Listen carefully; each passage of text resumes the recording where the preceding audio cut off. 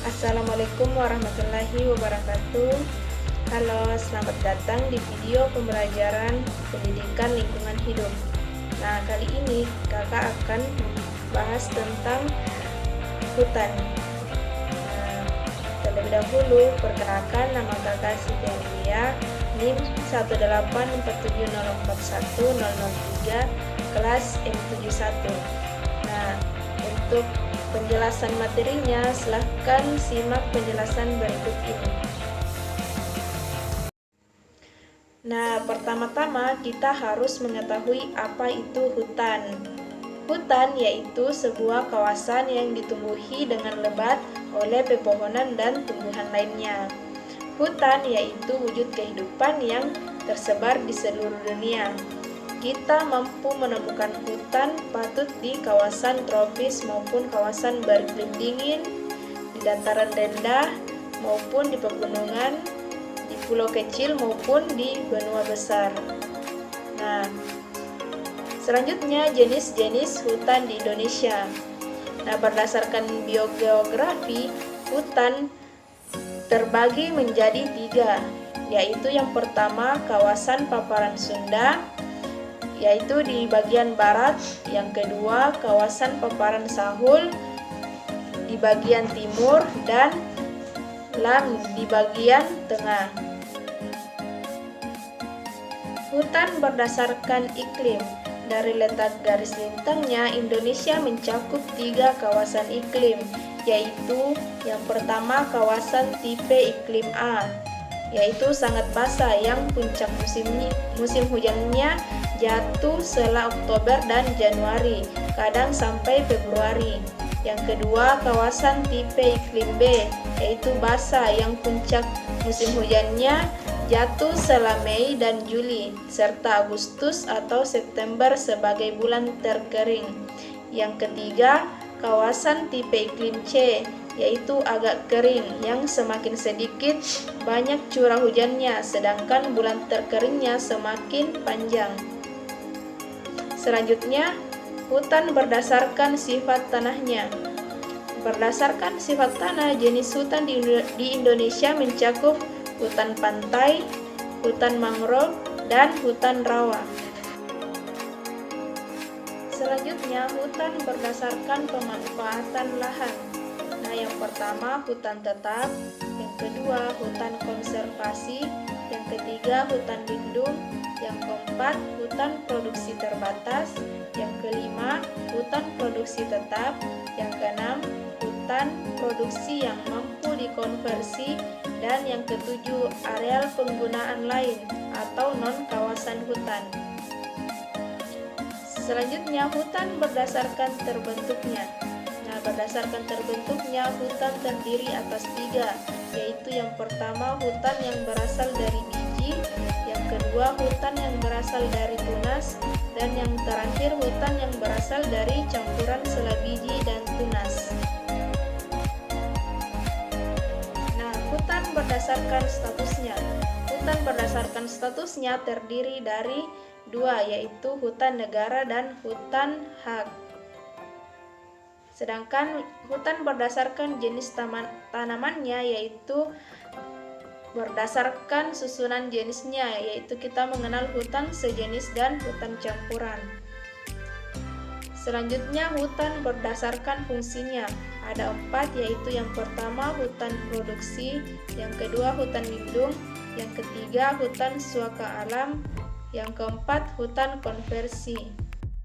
Nah, dalam deforestasi dan degradasi hutan terdapat pengertian kebakaran hutan, yaitu kebakaran yang terjadi di dalam kawasan hutan, sedangkan kebakaran lahan adalah kebakaran yang terjadi di luar kawasan hutan, dan keduanya bisa terjadi baik disengaja maupun tanpa sengaja.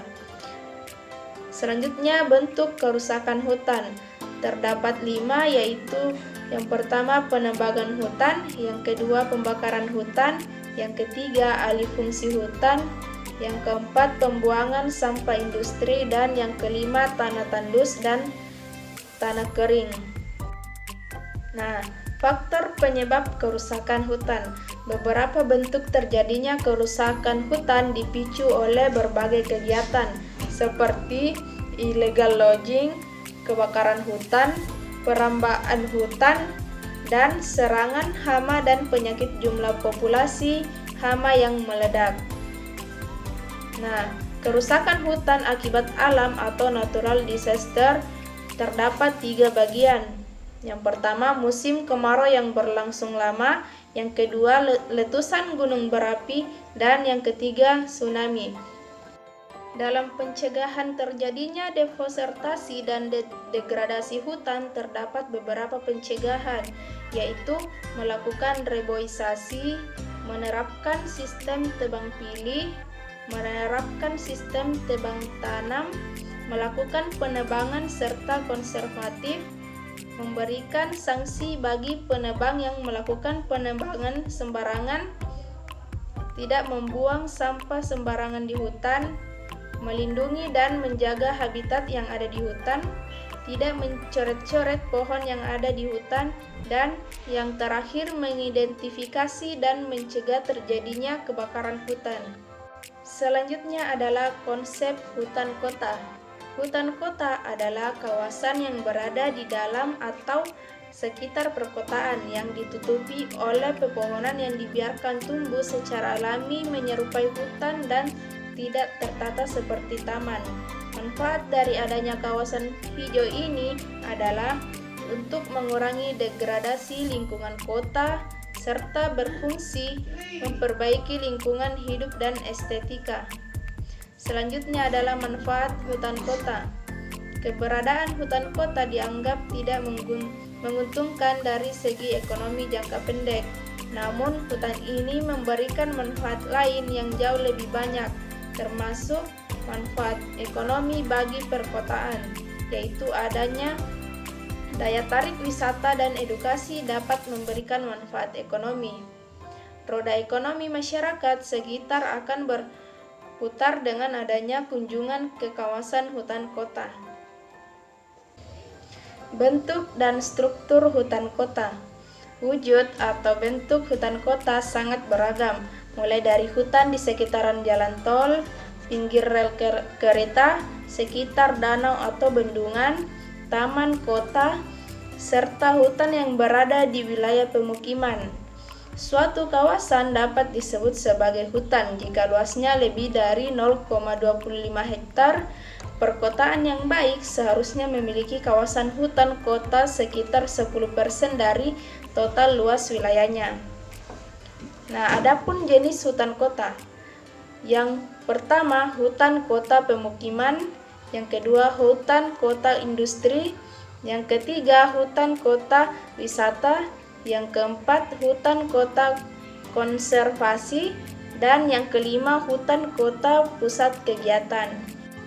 Adapun permasalahan yang terdapat pada hutan, yaitu berbagai faktor yang menyebabkan terjadinya peningkatan deforestasi dan degradasi hutan, antara lain yaitu yang pertama akibat alam, yang kedua akibat ulah manusia, yang ketiga akibat kebijakan, yang keempat lemahnya penegakan hukum, yang kelima kebijakan ekonomi, yang keenam perubahan politik, yang ketujuh lemahnya kelembagaan pembangunan kehutanan. Nah, selanjutnya materi yang terakhir adalah penanggulangan masalah hutan. Upaya yang bisa dilakukan untuk mengurangi masalah hutan yaitu terdapat 6. Yang pertama, pengendalian kebakaran hutan dan lahan gambut. Yang kedua, rehabilitasi hutan dan lahan. Yang ketiga, moratorium hutan dan penundaan pemberian izin baru pada hutan primer dan lahan gambut. Yang keempat, penerapan pengolahan lahan gambut tanpa bakar. Yang kelima, penurunan deforestasi. Dan yang terakhir, peningkatan penerapan prinsip pengolahan hutan berkelanjutan baik di hutan alam atau penurunan degradasi hutan maupun di hutan tanaman. Nah, sekian dari video pendidikan lingkungan hidup. Kurang dan lebihnya mohon dimaafkan. Wassalamualaikum warahmatullahi wabarakatuh. Sampai ketemu di video selanjutnya.